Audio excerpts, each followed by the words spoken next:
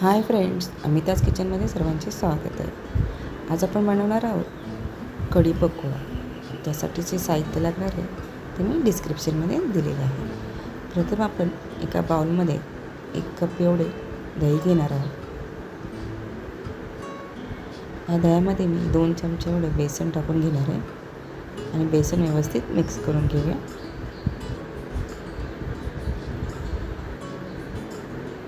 यामध्ये 1 चमचा एवढे हळद, 1 चमचा लाल तिखट, हे सर्व आपण व्यवस्थित मिक्स करून घ्यायचं आहे. यामध्ये आपण 1 कप एवढं पाणी टाकून घेऊया. 1 ते 2 कप एवढं.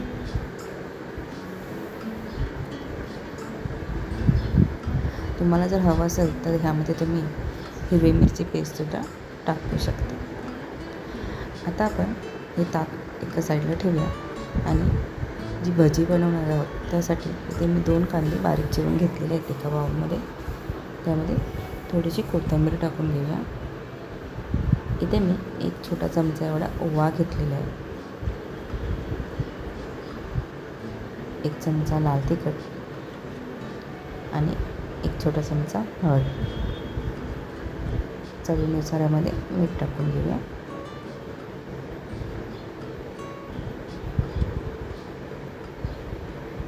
यामध्ये आपण 1 कप एवढे बेसन टाकून घेणार आहोत.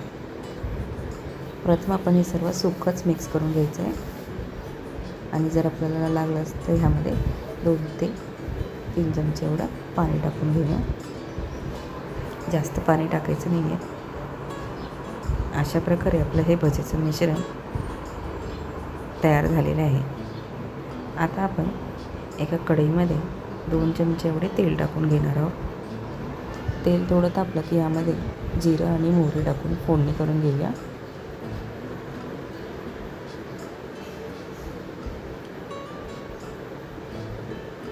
एक चमचा मोहरी टाकूया.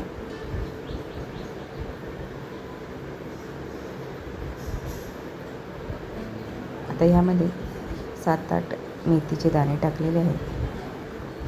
ह्यामुळे कढीला खूप छान अशी चव येते. हिंग टाकून घेऊया. 7 ते 8 कढीपत्त्याची पानं टाकूया.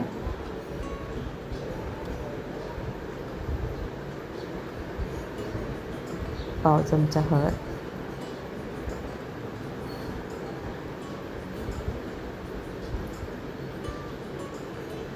आता ह्यामध्ये आपण ताक बनवून ठेवलेले आहे ते आपण याच्यामध्ये टाकणार आहोत. दही ताक आणि व्यवस्थित कढी आपण ढवळून घेऊया. ह्यामध्ये चवीनुसार मीठ टाकून घेऊया.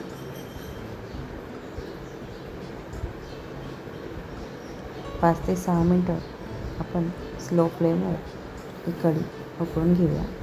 आता आपण भजी बनवण्यासाठी एका कढईमध्ये तेल टाकून घेणार आहोत. तेल थोडं तापलं की यामध्ये छोटे छोटे असे ही कांद्याची जी भजी आहे ती आपण घेऊया.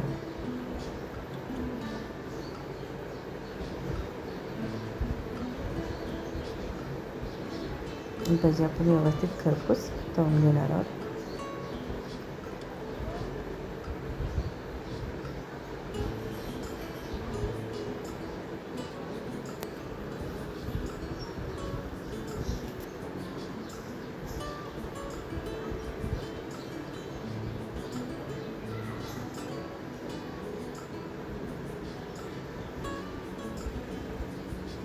आता आपण एका प्लेटमध्ये ते काढून घेऊया.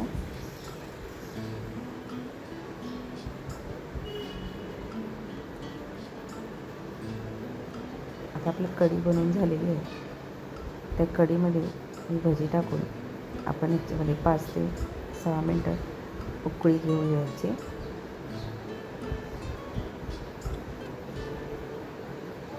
ह्यामध्ये मी इथे मोहरी, लाल मिरची, कढीपत्ता आणि पाव चमचा लाल तिखट असे फोडणी बनवून घेतलेली आहे. ती फोडणी या कढीला टाकणार आहे. अशा प्रकारे आपली कढी पकोडा झालेले आहे. ह्यामध्ये थोडीशी कोथिंबीर टाकून घेऊया. ही कढी गरम गरम स्टीम राईसबरोबर खूप छान लागते.